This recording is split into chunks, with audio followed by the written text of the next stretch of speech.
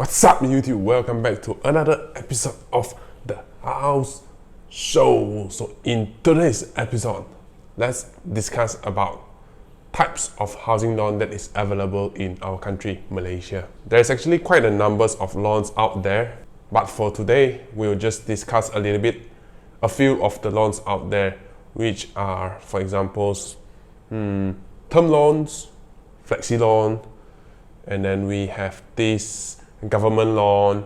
I guess that are few of the loans that we will be discussing for this episode. Before we dive into today's topic, why should we actually understand about all these housing loans thing?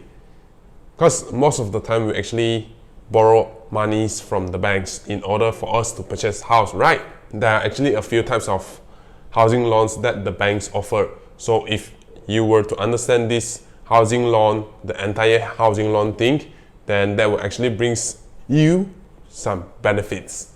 Understanding this housing loan is only applicable if you were to finance your house from the banks. If you were to purchase your house with cash, then this video is actually not relevant to you.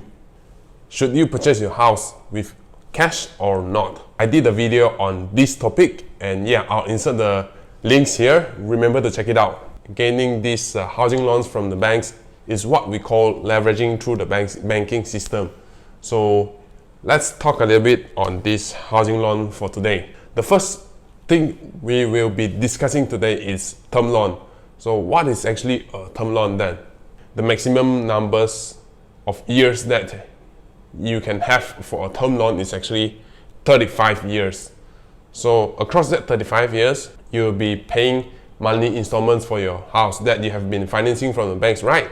And then if you actually strike a jackpot, you actually kena toto, the amount that you were to pay to the banks in order to offset the interest, you actually can't withdraw that amount. For example, let's just say if today I were to purchase a house for 500,000, then my outstanding loan amount is 400,000 remaining, right? Then I accidentally kena toto. I actually wanted to top up my capital.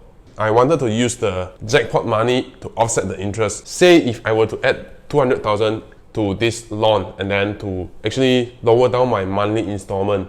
Let's say if one day I actually need that 200,000 that I had deposited to the banks in order to offset my interest, I actually can't withdraw out the 200,000.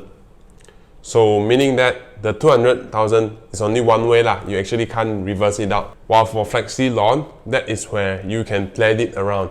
So say using the examples just now, 500,000 house, 400,000 remaining, and would like to top up another 200,000 into this loan. Suddenly, I need this 200,000. I actually can withdraw it from the banks, and then my monthly installment will actually then increase. The monthly installment is actually based on the bank interest rate. Recently, our bank's rate has been changing, right? So if the house loan that you're applying, it's flexi loan, then that actually reflects on your monthly payment. So our interest rate has been going down recently, so which means your monthly installment is reducing as well. As part of the monthly installment consists of interest as well. While for government loans, unfortunately, it's only for government servants. I think if I remember correctly, the government servants can only use the government loans once in their lifetime. They can actually use government loans to construct a house or even renovate their house. That is for government loans. I know this is a little bit out of our today's topic, but yeah, I just want to share it with you. Due to this pandemic, right? So our banks actually offers a lower interest for us, but then the banks actually tighten their loan approval rate. Banks actually classify some applicants into a high-risk industry. How do banks actually approve loans now? First thing, they will actually look into your professions. So what job you are working as, and then what is your income. If, say, you are considered as a high-risk industry due to this pandemic, what are the industry that has been considered as high risk then? So the first thing, of course, is aviation, and then we have this hospitality. What else? Oil and gas. Oil and gas is actually related to this aviation. Since aviation can't operate normally, so oil and gas can't operate normally as well. So say if you are actually from 3 of those industries, if you were part of these high risk applicants, then it's kind of hard to actually for banks to approve your loan at this moment lah. There are definitely more high risk industry than 3 of these. 3 of these is actually just an example to you.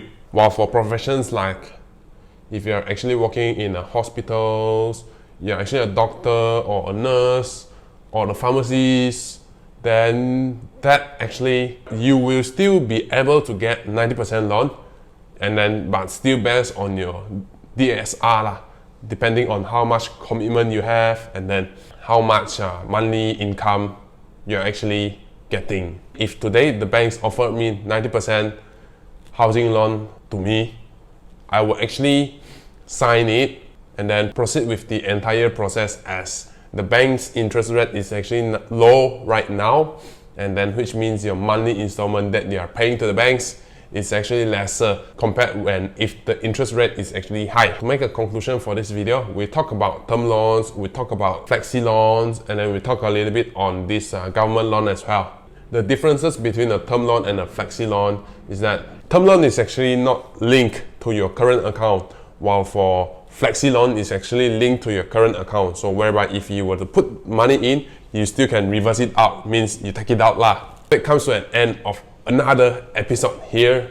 If you have any questions about real estate, you can reach me at the links below. If you have learned something from this video, remember to smash that like button and even subscribe to my channel. Thank you for watching till the end.